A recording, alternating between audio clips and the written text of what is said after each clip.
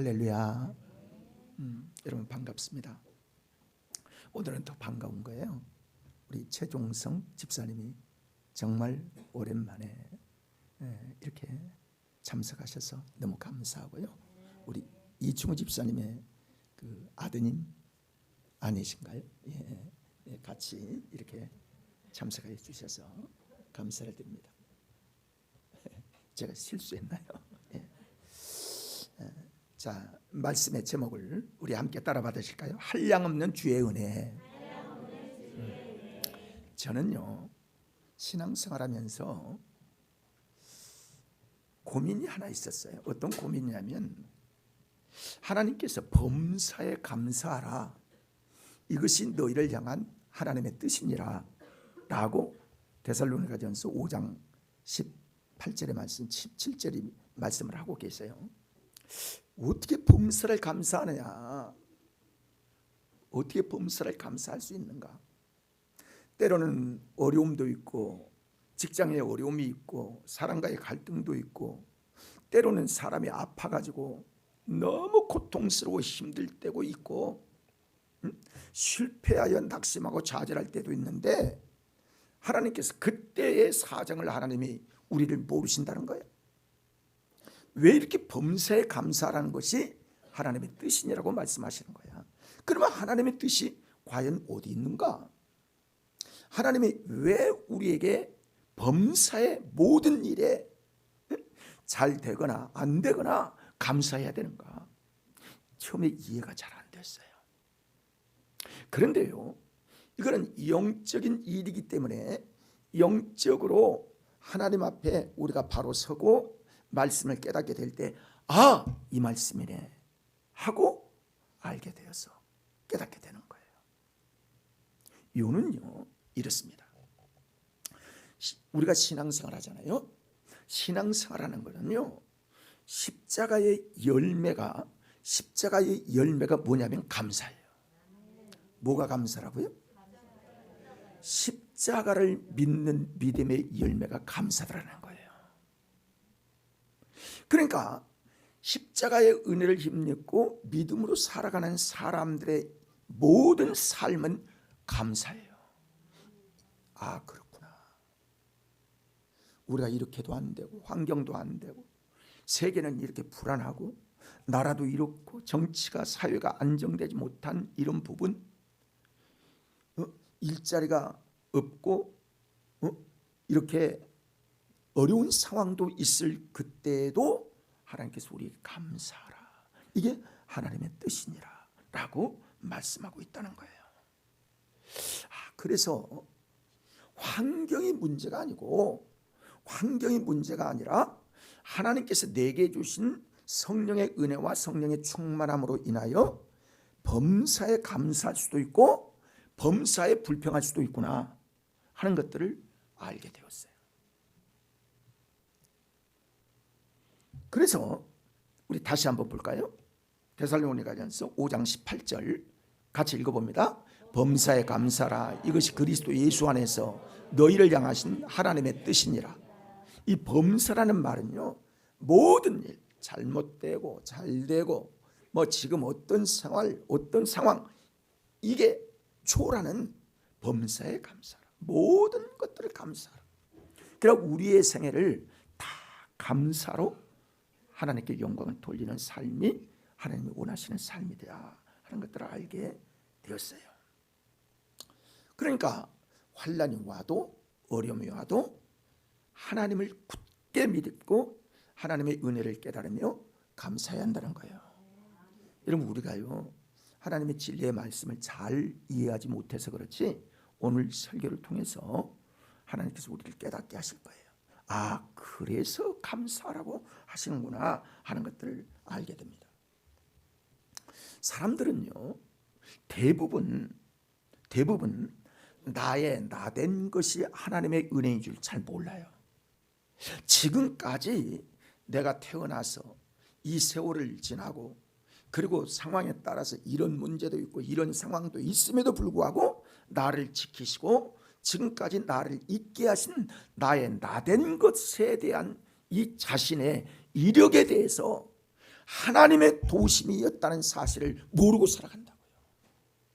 함께 따라 할까요? 나의 나된 것이 하나님의 은혜다. 그래, 이게 무슨 말씀이냐면 여러분 지금까지 있게 하신 것이 하나님의 은혜라는 거예요. 그렇습니다. 사람들은요 어떤 줄 아세요? 자신이요 대단한 사람처럼 여깁니다. 어떤 사람은 바위처럼 자기를 굳게 생각해요. 어떤 사람은 나 정도면 세상에서 성공한 사람처럼 생각하고 살아가는 사람이 꽤 있습니다. 그러나 사실은요 우리 인생은 모래같이 약해요. 여러분, 사람이요 남에게 상처받는 말 한마디 하면 우리는 상처를 금방 받아버려요. 그래요, 안 그래요? 여러분, 사람 말 한마디에 상처를 받고요, 또 과거에 내 문제를 해결됐는데도 불구하고 그 문제 때문에요 계속 어려움으로 지금까지 살아가는 사람도 꽤 많습니다. 인생이 강한 것 같지만요 이렇게 약한 거예요. 말 한마디에도 상처받지, 과거에 그 사람이 그랬던 그 사람만 쳐다보면 미움이 지금도 생기지, 이런 게 약한 인간의 마음이에요. 여기에서 벗어날 사람이 있어요? 벗어날 사람이 없어요. 우리가 인생이 흔들리는 이 삶을 살아가면서 하나님의 힘과 능력을 힘입지 않고서는요 세상을 이길 수가 없고 내 자신을 이길 수 없는 거예요. 그냥 삭히고 만다고요? 그렇게 살아가는 사람 많아요. 그러나 우리가 감사할 수 있는 조건을 하나님께로부터 받게 되는 사실을 알아야 합니다. 그래서 디모데전서 오늘 말씀 보면 12절을 보면, 여러분 12절 함께 읽어볼까요? 나를 능하게 하신 그리스도 예수 우리 주께 내가 감사함은 나를 충성되이 여겨 내게 직분을 맡기심이니 그랬어요. 사도 바울은 예수님께로부터 받은 힘과 능력으로 살아간다고, 하나님께로 받은 힘과 능력으로 나는 살아간다라고 그는 고백하고 있습니다. 여러분, 사도 바울이 어떤 사람인가요? 사도 바울은요 유대인에게 있어서, 유대교에 있어서 율법의 정통적인 사람이고, 바리새인 중에 바리새인파라는 것은 바리새인들은 아주 특별한 믿음을 가진 사람들인데 그 중에서도 아주 지도급에 해당하는 그런 아주 유능한 사람이었다는 거예요.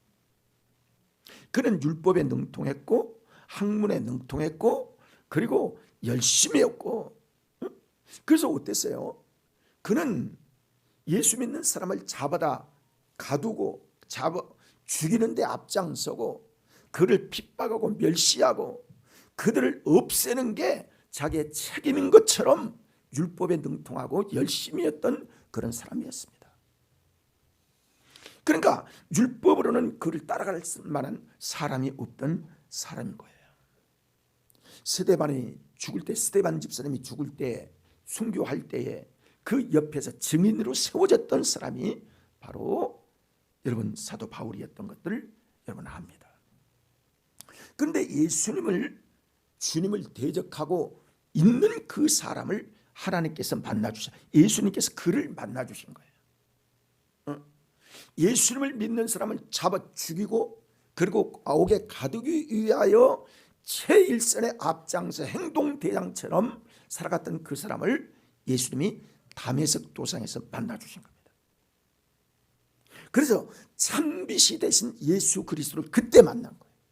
자, 따라합시다. 예수님을, 다시 한번, 예수님을 만나면 변화된다. 여러분, 사람이 변화되지 않는 이유가 어딘지인 줄 아세요? 예수님 만나지 못하면 변화 안 됩니다.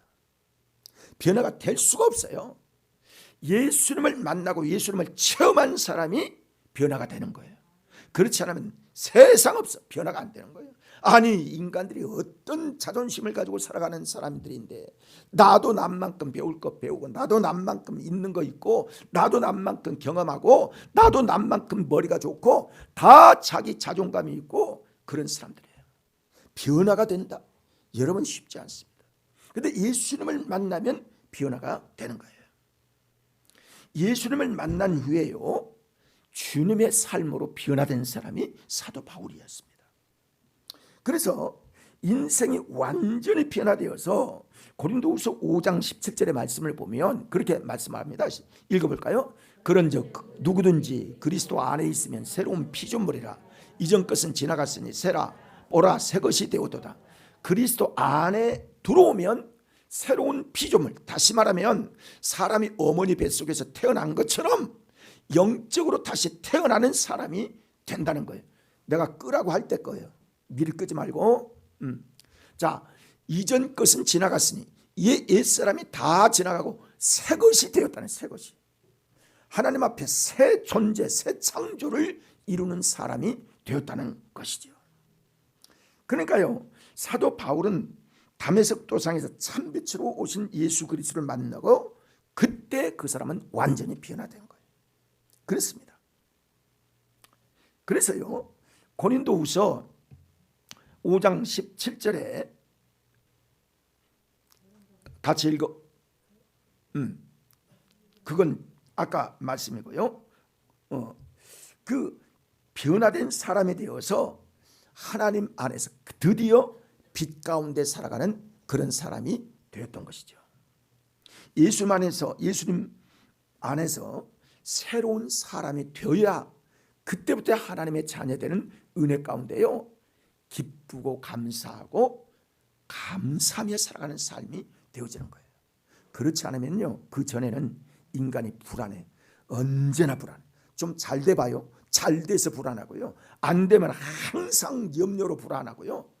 그러니까 인간은 감사하며 만족하며 기뻐하며 살아갈 틈이 없는 거예요. 그런데 하나님께서는 우리에게 항상 기뻐하라, 쉬지 말고 기도하라, 범사에 감사하라, 이렇게 말씀하시는 거예요.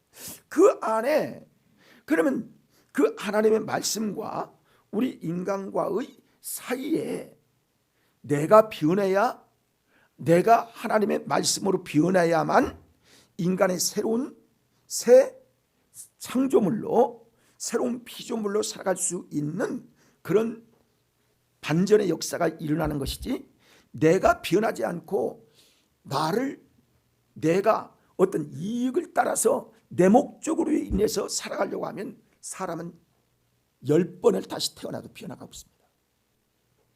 그리고 새로운 피조물이 아니고 내 가치관, 내 목적이 하나님의 뜻에 맞추어서 인간의 근본적인 하나님의 은혜가 우리에게 임하게 될 수가 없는 것입니다. 그래서 빌립보서 4장 13절의 말씀을 보면요, 읽어봅니다. 내게 능력 주시는 자 안에서 내가 모든 것을 할 수 있느니라. 이런 사람으로 역전의 역사가 그때 일어나게 된다는 거예요. 예수님께서 능력 주시면요, 상상할 수 없는 일들이 일어나는 거예요. 예수님께서 우리에게 성령의 은혜를 부어주시면요, 우리가 생각지도 않는 그 아이디어가 하나님의 은혜 가운데 이루어지고요, 하나님께서 우리의 인생을 이끌어 가시고 하나님의 역사를 이루어 가시는 놀라운 반전의 역사가 그 속에서 일어나는 거예요. 여러분, 그 안에서 여러분이 잘 되어지는 예수 만난 은혜가 여러분에게 임하기를 축원합니다. 이게 한량없는 은혜가 우리에게 임하게 되기를 원하시는 하나님의 역사인 거예요. 고린도전서 5장 10절의 말씀을 보면요, 읽어봅니다. 그러나 나 된 것은 하나님의 은혜로 된 것이니 내게 주신 그의 은혜가 헛되지 아니하여 내가 모든 사도보다 더 많이 수고하였으나 내가 한 것이 아니요 오직 나와 함께 하신 하나님의 은혜로다. 하나님의 은혜로 내가 모든 것들을 지금까지 할 수 있었다. 하나님의 은혜로 되었다. 나의 나 된 것이, 내가 변화되어진 거, 내가 새 사람 된 거, 나의 가치관이 달라진 거, 내 인생이 새로운 반전의 역사를 이룬 것이 하나님의 은혜로 되었다. 여러분, 인간은 한계가 있습니다. 배우고 내가 노력해서 하는 거, 이거 누구나 안 해요. 누구든지 최선을 다하는 겁니다. 근데 인생의 변화가 내 스스로가 이루어진 것이 아니라 하나님의 은혜로, 하나님의 역사로 되어진다는 거예요. 내가 사는데, 분명히 내가 내 인생을 사는데 내 인생 위에 역사하신 하나님의 도우심으로 말미암아, 성령의 은혜로 말미암아 역사를 새롭게 하시는 하나님의 도우심이 있다는 거예요. 이게 신앙생활입니다. 그래서 하나님을 만난 사람은 이 역사를 이루어가게 되어 있는 거예요. 바울이 변화된 거, 사역할 수 있는 능력을 허락하신 거, 하나님의 은혜였다는 거예요. 그는 유대인으로 살아가고 율법주의라도 살아갈 수밖에 없는 그 삶이 완전히 은혜로운 삶을 통하여 하나님의 일꾼 되어지고 복음을 위해 사는 아름다운 인생으로 바뀌어진 스타신의 생애에 대하여 간증을 하고 있습니다. 여러분, 사람은요, 여러분 우리 자신이 다 아는 거예요. 내가 완벽하다, 나는 완전하다, 그런 사람이 있어요? 10,000명을 모아놓고요 그 질문을 해도 한 사람도 손들 사람이 없어요. 이거는 잘하는데 이거는 부족하고요, 이거는 좋은데 이거는 안 좋고요, 이거는 괜찮은 것 같은데 이게 나에게는 항상 핸디캡인 사람들이 거의 인생에는 다 있어요. 이거는 괜찮은데 또 자식의 문제가 있고요, 자식도 잘 됐는데 또 나에게는 이런 건강의 문제가 있고요, 건강도 가정도 좋은데 자식도 좋은데 또 나에게는 그런 심정의 괴로움이 있고요, 배우자에 대한 그런 갈등도 있고요, 인간과의 갈등도 있고요, 누구든지 건강에 문제가 있든지 다 인간은요 다 만족할 수가 없는 거예요. 근데 이것들을 초월할 수 있는 하나님의 놀라운 한계를 뛰어넘는 하나님의 반전의 역사가 그리스도 예수 안에 있다는 사실을 사도 바울은 고백하고 있는 겁니다. 이게 기적입니다, 여러분. 그래서 디모데전서 1장 아까 읽어본 것처럼 나를 충성되이 여겨 내게 직분을 맡기셨다, 사도직을 맡기셨다는 거예요. 그래서 한평생 감사하고 감격 속에 하나님의 영광을 위해 살아가기를 하나님은 원하시고 계시는 거예요. 미국에요 한 실화가 있는데 그의 간증을 들어보면요, 전설적인 카레이스, 여러분 그 전남 영암에 가보면 그 뭐지 그게 그 차 스포츠카 타고 쫙 먼저 달리는 그 경기장이 무슨 경기장이죠? 우리 저 집사님 무슨 경기장이죠? 생각이 안 나요. 생각이 나는 사람이 와야 되는데 미안합니다. 카레이스를 하는데 그 경기장을 카레이스 경기장이라고 하나? 그런처럼 미국에서는요 그 카레이스 1등 하는 게요 엄청난 인기가 있습니다. 그런데 그는 데럴 월트립이라고 하는 젊은이가 이제 20살 때부터 이제 카레이스 일을 잘하는 인기의 사람이에요. 그래서 레이싱 챔피언을 3회 우승을 했습니다. 엄청난 겁니다. 그거는 생애를 통해서 84번을 우승하는 그런 아주 베테랑 중에 베테랑인 생활을 했어요. 우승을 경험했어요. 그러니까 그는 이길 줄만 알았지 지는 걸 모르는 거예요. 그러니까 자기가 그렇게 많은 우승을 하면요, 우승 못한 사람을 볼 때 언제나 열등하게 생각하는 거예요. 아유, 저 쪼잔하게 1등도 한 번도 못하고 나를 따라와봐라, 이런 생각을 하는 거죠. 오만이 방자한 사람이었습니다. 근데 1981년 1982년 2번을 연속 우승을 하고 1983년에 우승한 이후로 이제 아주 다시 결승점을 놓고 있는 그때에 연습을 어떤 일이 있었냐면 옆차와 부딪혔어요. 옆차와 부딪혀가지고 그 두 차 모두가 트랙 밖으로 아주 날아가 버렸어요. 그 대굴대굴 굴려다가 그가 두 사람이 다 다치고 자기의 이 목이 부러져 가지고요 뇌진탕을 일으켜서 2주 동안 그는 의식을 회복하지 못하고 병원에서 있었습니다. 근데 그때 그가 결혼을 했는데 이 충격을 통해서 아내가 임신 유산이 되어버리고 말았습니다. 그러자 인기가 하루아침에 떨어지고 말았어요. 근데 그 아내가 아주 신실한 믿음의 사람이었어요. 그러면서 그 남편 되는 그 사람을 전도를 하는 거예요. 한번 교회를 가보자. 그리고 하나님을 믿자. 그래서 교회를 따라갔어요. 아내를 교회를 따라갔는데 그 사람이 거기에서 하루에 단번 하루에 마음이 변화된 거예요. 이야, 나도 예수님을 믿어야 되겠다. 나도 하나님을 믿어야 되겠구나. 하나님을 믿어야만 되겠구나. 여러분, 실패가 아니면요 하나님을 믿을 수 있는 기회가 쉽지 않습니다. 그러니까 낙심되어지고 실패하고 그게 저주가 아니라 그때가 하나님을 만나는 기회요, 축복의 기회라는 사실을 여러분 아시고 낙심하지 마십시오. 하나님을 만날 수 있는 은혜의 기회가 그때라는 사실을 여러분 아셔야 됩니다. 그래서 거기에서 꼬꾸라져 가지고요 모든 것을 그가 바뀝니다. 진실한 그리스도인이 되기 위해서 그가 고백을 합니다.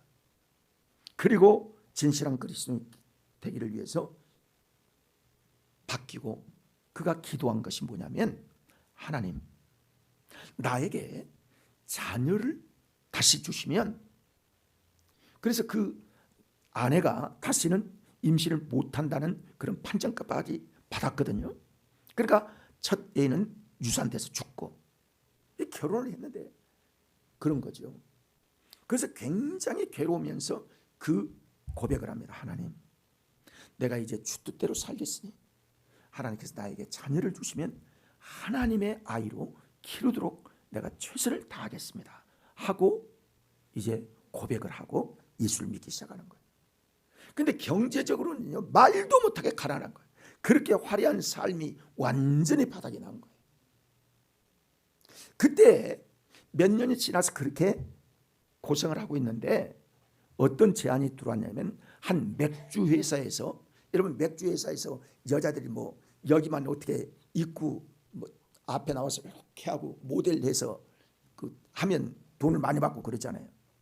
거기에 모델로 선택이 된 거예요. 그 사람이 그랬어요. 그래서 계약을 했어요. 계약을 하고 돈을 이제 받기로 하고 계약을 했는데 그날 밤에 잠이 오질 않는 거예요. 이게 양심에 맞는 거야? 이거 맥주 회사에서 내가 이 모델이 되고 그리고 거기에서 계약을 해서 돈을 많이 받아야 되는데 이게 영 마음이 내키지 않는 거예요. 그래서 그 밤에 야, 안 되겠다, 내가 바뀌어져야 되겠다 해서 하나님께 기도하고 그 계약을 취소를 합니다. 여러분, 계약 취소를 그때 한 거는요 엄청난 손해가 많이 나는 거예요. 계약금도 못 받을 뿐만이 아니라 또 손해배상도 해야 될 만큼 그가 어려움을 당할 수가 있는 것입니다. 주님을 내가 믿으면 주님 앞에 어떤 삶을 살아야 되는가를 그가 깨닫게 되는 것이죠. 경제적으로 힘들었지만은 주님을 위해서 나는 다시 살아야 되겠다 하는 생각을 해가지고 그는 겸손해서 다른 사람을 생각했던 그 삶으로 다시 회복이 되어지는, 인격이 변화되는 사람이 되었습니다.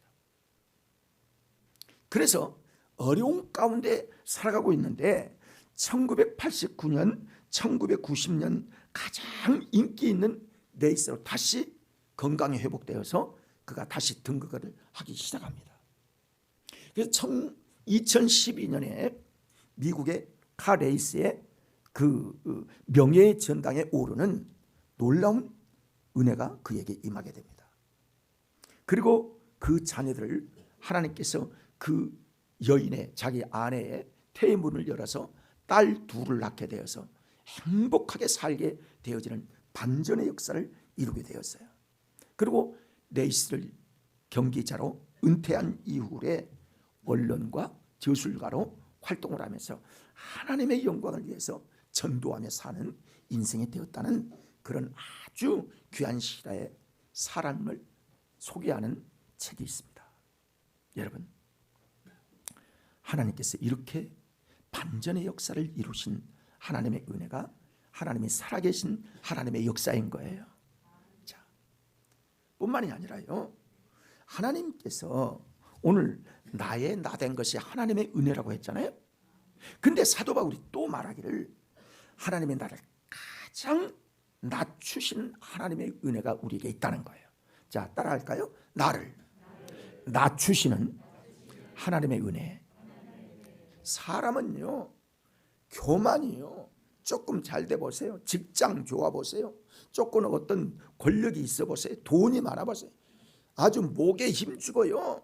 그 사람을 보면 무슨 아주 대단한 사람처럼 자기가 생각하는 거예요. 인간이 아무것도 아닌 인간인데 그렇게 생각하는 거예요. 다 목에 힘주고 살아가는 거예요. 근데 사도 바울은요, 얼마나 힘을 줄 만한 그런 사람이었습니까? 디모데 전서가요, 전후서가 사도 바울이 마지막 서신서거든요. 근데 신약 성경이 몇 권이죠? 27권이에요. 그 중에 13권을 사도 바울이 기록을 했습니다. 히브리서까지 하면 14권이에요. 근데 보통 13권에서 14권으로 기록한 사람. 그만큼 기록했다는 것은요, 그가 얼마나 학식이 풍부하고 얼마나 영적 지식이 풍부한 것들을 우리에게 말해주고 있어요. 그리고 그를 대사도가 된 위대한 하나님의 은혜의 사랑을 받은 분이에요. 그런데 그 중에 여기 보면 여러분 15절 끝부분을 보면 죄인 중에 내가 괴수로다 그랬어요. 지금 디모데 전서는 누구에게 쓴 편지냐면 자기 아들과 같은 디모데에게 쓴 편지예요. 이해가 되십니까?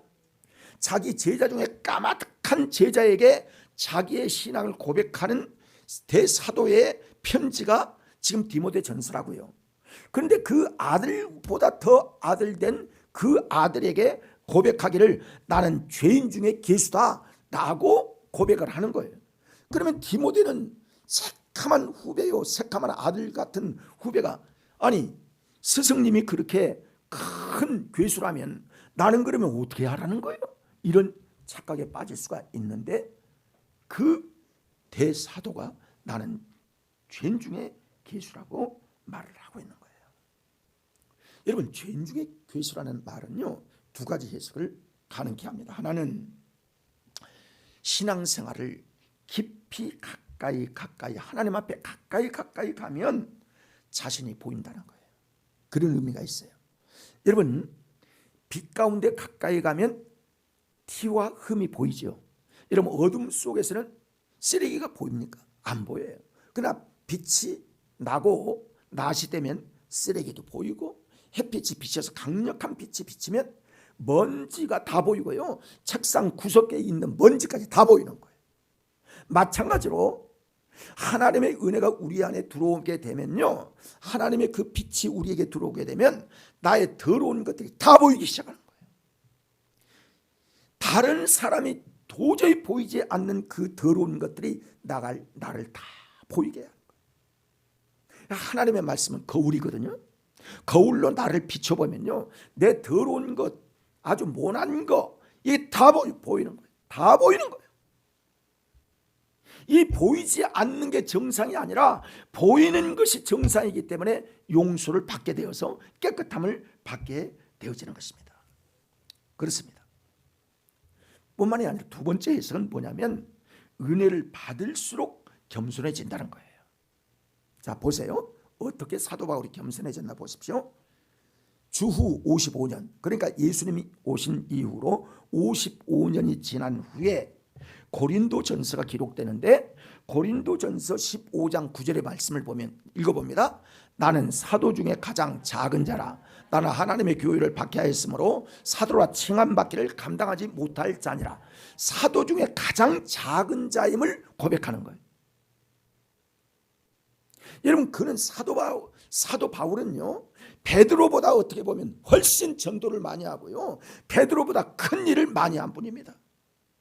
아시아의 7교회가 거의 사도 바울 중심으로 해서 개척이 되어지고 엄청난 많은 기적도 행하고 엄청난 많은 역사를 일으킨 장본인이 사도 바울입니다.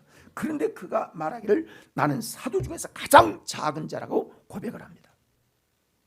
그 다음에 그 후에 5년이 지난 다음에 주 60년이 되었는데 에베소서를 기록하면서 에베소 교회에 편지하면서 그는 자신을 어떻게 고백하냐면 에베소 3장 8절의 말씀을 봅니다. 같이 읽어봅니다. 모든 성도 중에 지극히 작은 자보다 더 작은 나에게 이 은혜를 주신 것은 측량할 수 없는 그리스도의 풍성함을 이방인에게 전하게 하셨다. 모든 성도들 중에 지극히 작은 자보다 더 작은 나에게라고 고백합니다. 지금 은혜를 받은 사람이에요? 은혜를 안 받은 사람이에요? 은혜를 받으면 받을수록 점점 약해지는 거예요. 참 약해지는 건 아니고 더 겸손해지는 겁니다. 그리고 디모데전서 1장 오늘 말씀 15절을 보면 나는 죄인 중에 내가 괴수다. 죄인 중에 괴수라고. 더 낮아지면 더 낮아지면. 다시 말하면 하나님의 빛 가운데 가까이 가면 갈수록 은혜를 받고 하나님의 일꾼이 되고 하나님의 은혜를 받으면 점점 낮아지고 겸손해지고 온유해지고 원하는 것들이 점점 사라지고 한번 세상 사람들이 보면 등신 바보 그런 것 같아요. 그렇게 되는 거예요. 그러나 마음속에는 사랑이 싹트고 하나님의 은혜가 강하고 하나님의 능력의 은혜가 복음으로 충만한 그런 사람으로 내적 변화의 역사를 일으키게 되어지는 것들을 보게 됩니다. 다시 말하면 은혜를 받으면 받을수록 깊이 있는 겸손의 자로 변화되어지는 이것이 은혜라는 거예요. 은혜의 뜻을 알겠죠? 이게 은혜. 익어간 거예요. 그만큼 인생이 익어간 겁니다. 이 해석은 두 가지가 똑같아요. 한마디로 보면 하나님의 은혜를 보면 다시 말하면 하나님의 은혜를 하나님께 가까이 가면 갈수록 더 겸손해진다는 거예요. 더 겸손해져. 우리의 귀한 교훈이 아닐 수가 없습니다. 은혜 받은 사람은 하나님을 사랑하게 됩니다. 하나님을 사랑하는 사람은 겸손해지게 되는 거예요. 이게 십자가의 열매예요. 십자가의 열매예요. 은혜 받은 사람은 이렇게 되는 거예요. 나 같은 죄인을 사랑하셔서 나 같은 더러운 자를 부르신 하나님의 은혜가 나에게 있구나. 나 같은 사람을 부르신 하나님의 사랑이 나를 긍휼히 여기시고 나를 용서하셨구나. 나를 위하여 예수님께서 십자가에 못 박혀 나의 죄 때문에 죽으신 이 은혜가 너무 귀하고 감사한 거예요. 그러니까 나의 욕심 많은 것, 나의 허물 많은 것, 하나님의 영광스러운 은혜 앞에 나를 아들 삼으시고 나를 딸로 부르신 하나님의 은혜가 그렇게 감격스러운 겁니다. 어떤 사람은 나의 질병을 고치시고 내 마음의 상처도 싸매시고 내 영혼의 병을 고치신 하나님의 은혜가 우리에게 그렇게 귀하고 감사한 거예요. 오늘 아침에 우리 김영민 전사님이 저를 잠깐 만나고 그런 얘기야. 여러분 우리가 그 김은수 장로님을 위해서 집중해서 기도를 했어요. 제게 이번처럼 감동이 집중적으로 올 때가 많지 않았습니다. 김은수 장로님 나 얼굴도 몰라요. 또 그분이 어느 교회에 다니고 어떤 장로님 나도 몰라요. 전도사님의 믿음을 내가 알기 때문에 나는 전도사님의 말씀 듣고 이 사경에서 어려운 상황 속에서 하나님의 은혜가 반드시 필요하다는 것들을 알았기 때문에 집중적으로 마음이 쓰여지고 거기에 관심이 깊어진 거예요. 그래서 우리 같이 기도했어요. 하나님께서 얼마 되죠? 지금 아마 2주밖에 안 됐어요. 하나님께서 은혜 가운데 식사도 웬만큼 하시고 이제 조금 걸어도 다니시고 하나님께서 회복만 하면 된다는 거예요. 할렐루야. 하나님의 역사입니다. 함께 따라합시다. 하나님은 살아계시다. 여러분 하나님은 성령의 은혜로 인도하시는 거예요.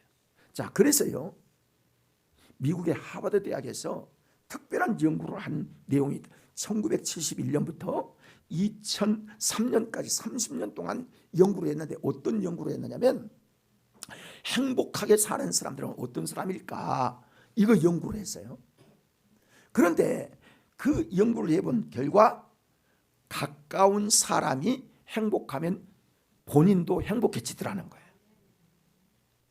그러니까 내 배우자가 행복하면 상대방 배우자도 행복해지고 내 주변이 행복해지고 그리고 그 가까운 곳에서 행복이 바이러스처럼 번져가게 되고요. 그리고 12,000명을 조사를 했는데 이런 결과가 나왔어요. 자기 가족 형제가 보통 가까운 데서 사는데 1.6km 떨어진 안에서 살아가는 자기 형제들이 행복하면 동일하게 같이 행복이 바이러스가 돼서 나간다는 거예요. 또 뿐만이 아니라 자기에게 행복의 영향력을 많이 미치는 그런 사람이 행복하면 역시 1.6km 안에 살아가는 이웃이 행복해지는 오염이 계속 되더라는 거예요.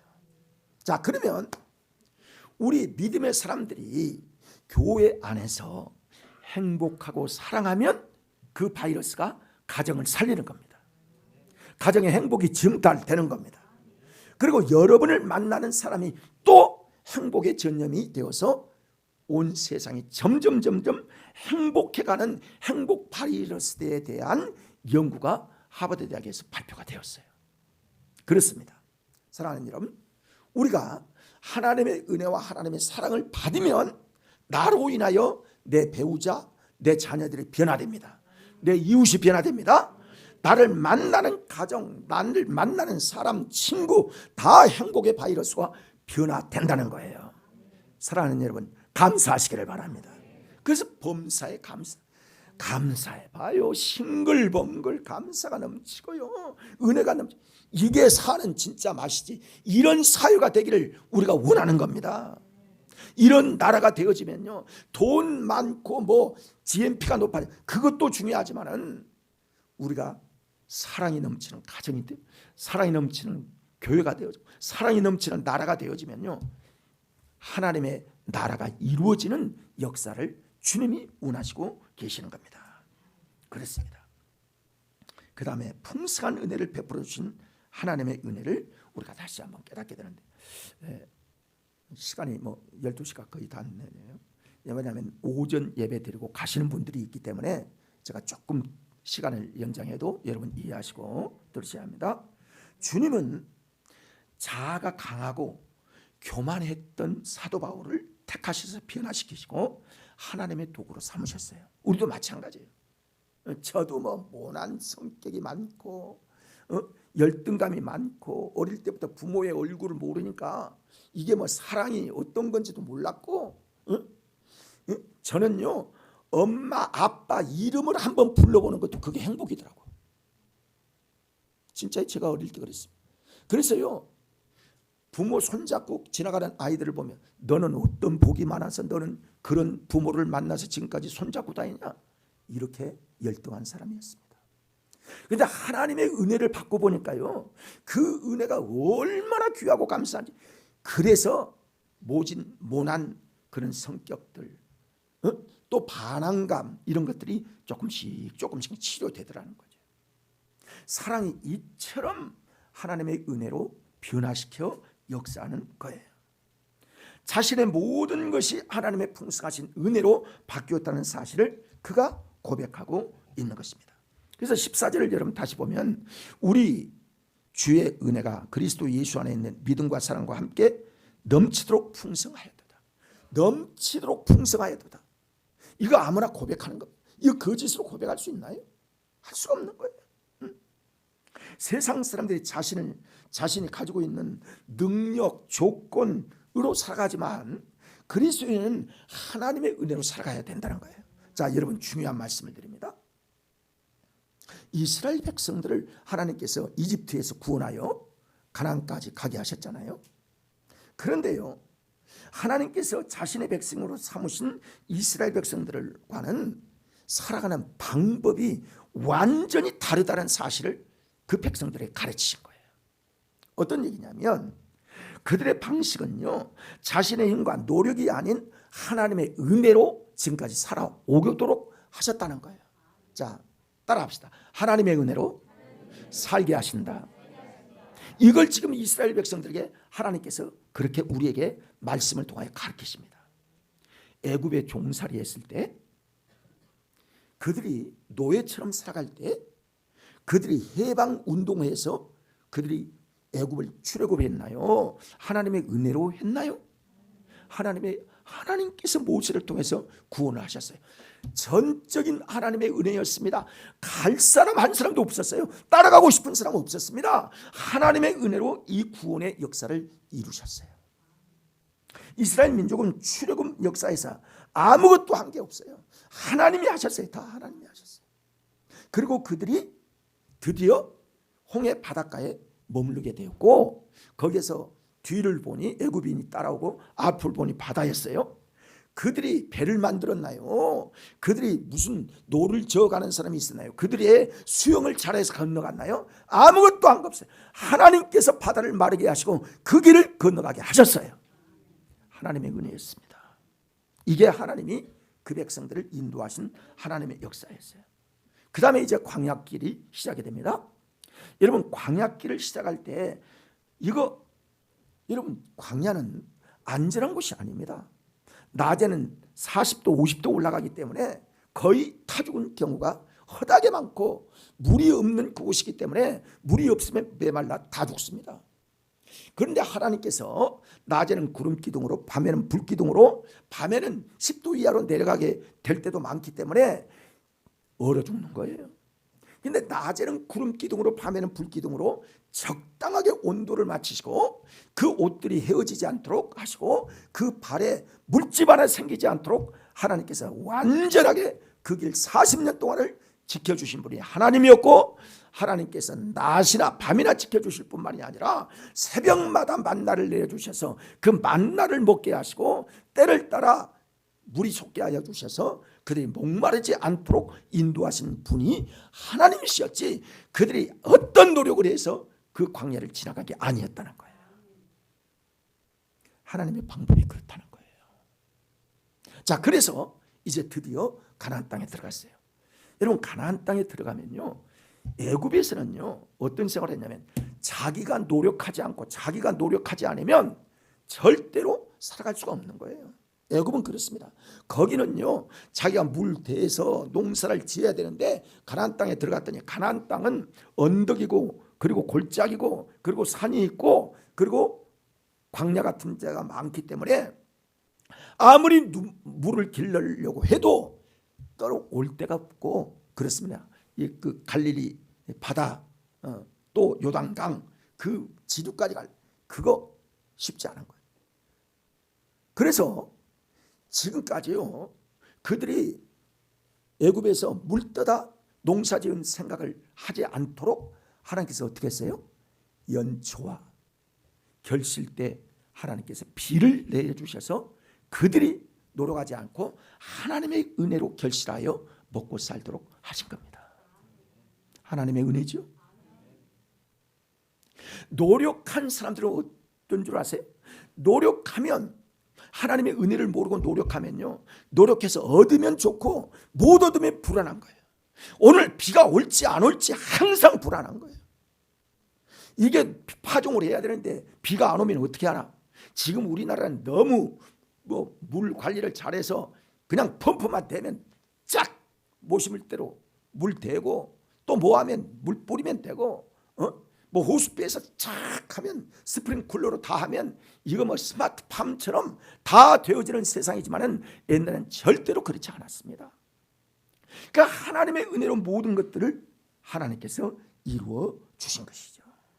그렇습니다. 산과 골짜기 어떤 곳에도 물길지 않도록 하나님께서 때를 따라 아름다운 비를 내려주셔서 가나안 땅에 살아갈 수 있도록 하나님 하셨다는 거죠. 이게 사람이 해서 될 일입니까? 여러분, 하나님의 은혜를 힘입으면 모두 그렇구나, 한량없는 하나님의 은혜가 이렇게 귀하구나 하는 것들을 알게 되어집니다. 그래서 성도 여러분, 하나님의 은혜를 경험하지 못하면요 믿음이 자라지 못합니다. 항상 그 자리, 내 생각, 내 경험, 내 어떤 지식, 여기에 머물러서요 그 이상 뛰어넘지를 못하는 거예요. 믿음으로 받아들여지질 못합니다. 왜 생물학적으로 생각을 하지, 왜 뭐 창조를 생각하냐, 이런 생각이나 하지, 이해를 하지, 그 이상의 이해가 되질 않아요. 성경의 말씀이 믿어지질 않는 거예요. 사랑하는 여러분, 은혜 받아야 합니다. 그래서 한량없는 하나님의 은혜를 사도 바울이 경험하고 변화된 것처럼 우리도 은혜를 통해서만 변화가 될 수 있다는 사실을 여러분 아셔야 합니다. 그래서 하나님으로 말미암아 감사하며 하나님의 은혜로 말미암아 넘치는 감사의 역사가 우리에게 임하게 되어지는 겁니다. 물질이 많으면 안심되어지고 물질이 떨어져만 불안해가지고 어떻게 살 줄을 모르는 그런 삶을 사는 거예요. 어떤 모습을 어떻게 일자리만 하지 기도할 줄을 모르는 거예요. 하나님의 은혜보다는 자기 노력으로 살려고 하는 애굽의 생활만 항상 생각하고 있는 거예요. 왜? 불안하니까. 이게 그리스도인에게 주신 하나님의 은혜일까요? 그래서 범사에 감사합니까? 사랑하는 여러분, 우리가요 하나님의 은혜를 먼저 생각해야 합니다. 하나님의 은혜로 사는 거예요. 응? 힘이 있어도 안 되는 거, 여러분 우리 인생이 누구나 그런 거예요. 한계가 있는 거예요. 그러나 믿음으로 능치 못함이 없는 하나님의 역사를 보게 되는 겁니다. 여러분 우리가 자 말씀에 이제 맞추게 했는데 우리가 늘 감사하고 살잖아요. 그러면 지금 여러분은 은혜의 때를 사는 겁니다. 그러나 여러분이 자꾸 세상 염려하고 이 염려하고 저 염려하고 계속 염려가 계속 부딪히고 있는 사람은 은혜 받아야 할 사람입니다. 그런데 하나님은 은혜를 주시기를 원하십니다. 그러니까 은혜를 받아야 되는 거예요. 하나님의 성령의 충만함을 받아야 하나님의 모든 성령으로 이루어진 진리의 말씀들이 다 믿어지는 겁니다. 그때 우리가 변화가 되는 겁니다. 그때 하나님을 사랑하게 되는 거예요. 자, 따라합시다. 하나님을 사랑하자. 사랑하면요 이게 되는 거예요. 사랑하면요 믿어지는 거예요. 사랑하게 되면 하나님의 은혜가 우리에게 임하게 되는 거예요. 자, 말씀 한번 보겠습니다. 신명기 11장. 자, 우리에게 주신 마지막 말씀인데 이 하나님을 사랑하게 되면요 하나님께 순종해야 합니다. 순종이 우리에게 필요해요. 자, 시작. 내가 오늘 너희에게 명하는 이 명령을 너희가 만일 청종하고 너희 하나님 여호와를 사랑하여 마음을 다하고 뜻을 다하여 섬기면 여호와께서 너희의 땅에 이른 비 늦은 비를 적당한 때에 내리시리니 너희가 곡식과 포도주와 기름을 얻을 것이요. 그랬어요. 말씀에 순종하면 하나님께서 때를 따라 물을 주시고 비를 내리시고 하나님께서 너희에게 곡식과 포도주와 기름을 얻을 수 있도록 추수를 너희가 그렇게 힘쓰고 노력하지 않고 거기에 다 투자하고 근심 걱정 안 해도 내가 너희를 살게 하겠다. 너희를 평탄하게 하겠다. 하나님이 우리를 축복하시겠다는 말씀입니다. 하나님을 사랑하고 하나님을 경외하고 하나님 말씀 사람을 사는 사람이 이렇게 귀한 하나님의 보장이 우리에게 되어지고 있다는 사실을 믿는 것이 믿음의 사람입니다. 이거 믿으라고 말씀 주시는 거예요. 하나님이. 그렇습니다. 하나님을 사랑하면 이런 은혜가 우리에게 오게 되는 거예요. 여러분 하나님을 마음과 뜻과 목숨을 다하여 사랑하십시오. 하나님이 여러분을 보장해 주실 줄 믿습니다. 자, 우리 하나님의 은혜 찬양을 한번 하고 말씀을 마치도록 하겠습니다. 나를 지으신 이가 하나님, 나를 부르신 이가 하나님.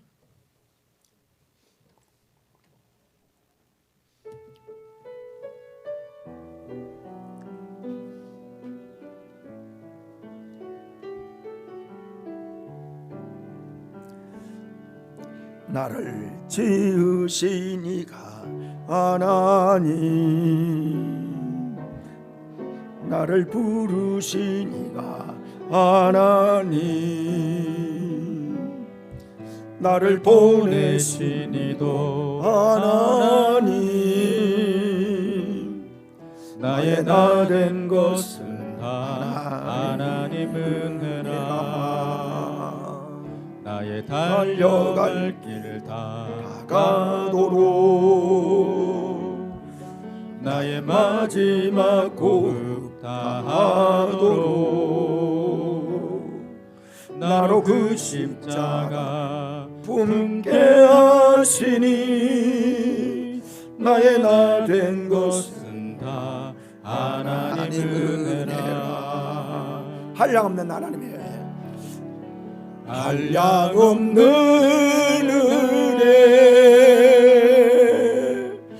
갚을 길 없는 은혜 내 삶을 내워 사는 하나님의 은혜 나 주저함 없이 그 땅을 밟음도 나를 붙드시는 하나님의 은혜 한량없는 하나님의 은혜 한량없는 은혜 갚을 길 없는 은혜 내 삶을 내워 사는 하나님의 은혜 나 주저함 없이 이 땅을 밟음도 나를 붙드시는 하나님의 은혜.